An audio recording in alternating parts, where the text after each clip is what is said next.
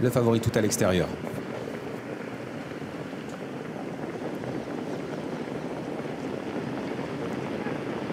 Picard Del Ronco est au galop. Et ça n'avantage pas, hein. Évidemment, le numéro 16, Steven Del Ronco, qui va se retrouver en dernière position. Atal d'Amour est également au galop. C'est parti dans ce quintet. Le 5 et le 6 sont partis au galop.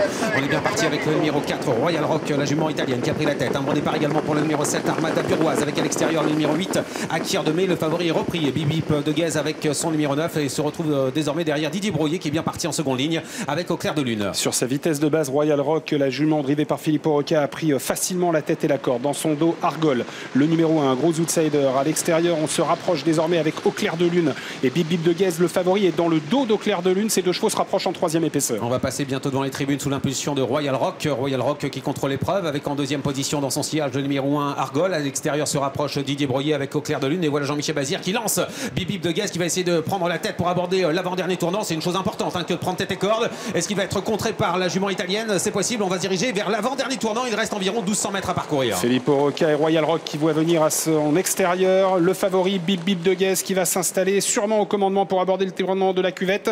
Mais finalement, Royal Rock semblait vouloir résister, mais Bip de Guez va passer tête et corde. À l'extérieur, on a une faute de Au clair de lune, le numéro 13. Argol est en troisième position. Akir de Mai vient plus loin avec dans son dos Armada Buroise, elle-même suivie par Vaillant Zeiler, alors que côté corde, on note Rapido Vabene et Twins Fairy Tale. Oh, que c'était important pour Jean-Michel Bazir de prendre tête et corde avec Bip de Guez. Il a réussi à prendre l'avantage sur l'italienne Royal Rock qui a son sillage, avec en troisième position toujours Argol. À son extérieur, Akir de Mai qui ramène Armada Buroise, qui est bien placé avec dans son sillage le numéro 3, Vaillant Zeller, alors que le cheval italien est en train de progresser tout à l'extérieur. Le numéro 16, Steven Del Ronco, qui refait du terrain avec Virus également, le numéro 2, qui passe à l'attaque. Bip de Guez flanqué à 3/4 à son extérieur d'Akir de Mai. En tête, on retrouve donc le 9 et le 8. En dedans, Royal Rock, la jument italienne, qui est plein gaz, mais qui est enfermée dorénavant. Virus se rapproche. Armada Buroise est toujours dans le groupe de tête. Vaillant Zeller commence à donner les signes de lassitude, et Steven Del Ronco, après son effort, n'en peut plus et fait la faute. Et au galop, le numéro 16. Au galop également, le numéro 15 dans son sillage, Onsero Fall Face, qui disparaît. Onsfor Old Face plutôt, qui disparaît. Alors que Jean-Michel Bazir est toujours en tête, bientôt à l'entrée de la ligne droite avec Bip de Guez, mais il sollicite son cheval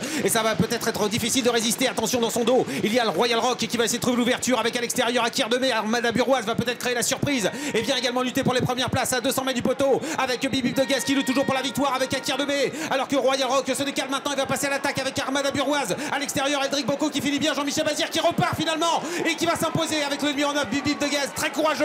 Deuxième place pour Akir de Mai, troisième place à voir entre Armada Buroise et Royal Rock. À l'extérieur, le numéro 12, Eldrick Bocco, et certainement cinquième devant le numéro 10, Twins Fairy Tale.